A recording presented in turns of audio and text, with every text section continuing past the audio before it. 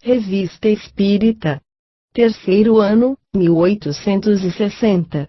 Jornal de Estudos Psicológicos. Publicada sob a direção de Allan Kardec. Fevereiro de 1860. Os médiuns especiais. A experiência prova, cada dia, o quanto são numerosas as variedades da faculdade medianímica, mas ela nos prova também que as diversas nuances dessa faculdade prendem-se a aptidões especiais, ainda não definidas, abstração feita das qualidades e dos conhecimentos do espírito que se manifesta. A natureza das comunicações é sempre relativa à natureza do espírito, e traz a marca de sua elevação ou de sua inferioridade, de seu saber ou de sua ignorância, mas, com igualdade de mérito do ponto de vista hierárquico, incontestavelmente, há nele uma propensão para se ocupar de uma coisa antes que de uma outra. Os espíritos batedores, por exemplo, não saem quase nada das manifestações físicas, e entre aqueles que dão manifestações inteligentes. Há poetas, músicos, desenhistas, moralistas, sábios, médicos, etc. Falamos de espíritos de uma ordem mediana, porque, chegados a um certo grau, as aptidões se confundem na unidade da perfeição. Mas, ao lado da aptidão do espírito, há a do médium, que é para ele um instrumento mais ou menos cômodo, mais ou menos flexível, e no qual ele descobre qualidades particulares que não podemos apreciar. Tomemos uma comparação: um músico, muito hábil, tem sob a mão vários violinos que, para o vulgo, serão todos bons instrumentos, mas entre os quais o artista consumado faz uma grande diferença. Aí percebe nuances de uma extrema delicadeza que lhe farão escolher uns e rejeitar os outros, nuances que compreende por intuição de preferência, mas que não pode defini-las. Ocorre o mesmo com respeito aos médiuns. Com qualidades iguais na potência mediúnica, o espírito dará preferência a um ou a outro, segundo o gênero de comunicação que quer fazer. Assim, por exemplo, vêem-se pessoas escreverem, como médium, admiráveis poesias, embora, nas condições normais, jamais puderam ou souberam fazer 2 versos, outras, ao contrário, que são poetas, e que, como médiuns, não puderam jamais escrever senão prosa, apesar de seu desejo. Ocorre o mesmo com o desenho, como a música, etc. Há os que, sempre sem terem por si mesmos conhecimentos científicos, têm uma aptidão toda particular para receberem comunicações sábias. Outros são para os estudos históricos, outros servem, mais facilmente, de intérpretes aos espíritos moralistas. Em uma palavra, qualquer que seja a flexibilidade do médium, as comunicações que ele recebe com a maior facilidade têm, geralmente, um cunho especial. Há mesmo aqueles que não saem de um certo círculo de ideias, e quando dele se afastam, não têm senão comunicações incompletas, lacônicas, e frequentemente falsas. Fora as causas de aptidão, os espíritos se comunicam ainda, mais ou menos de bom grado, por tal ou tal intermediário segundo a sua simpatia. Assim, além de serem todas as coisas iguais, o mesmo espírito será sempre mais explícito com certos médiuns, unicamente porque isso lhe convém mais.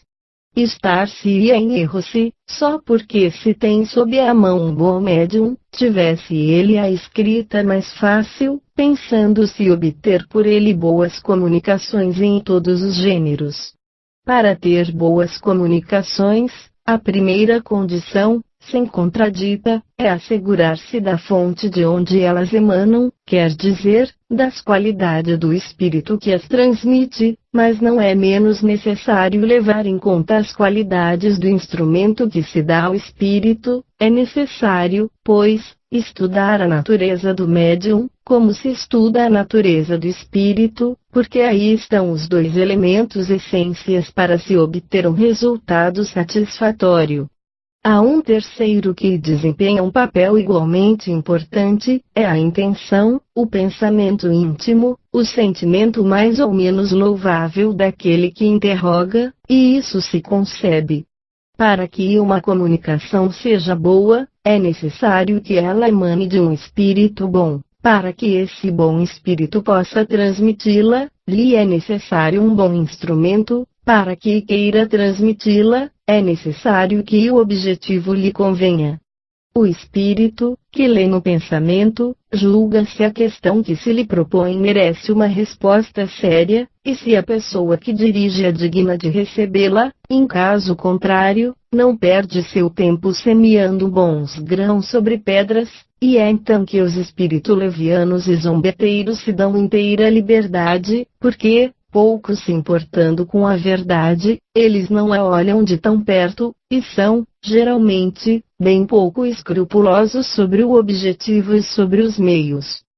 Segundo o que acabamos de dizer, compreende-se que deve haver espíritos mais especialmente ocupados, por gosto ou por razão, com o alívio da humanidade sofredora, que, semelhantemente, deve haver médiuns mais aptos do que outros para servir-lhes de intermediários.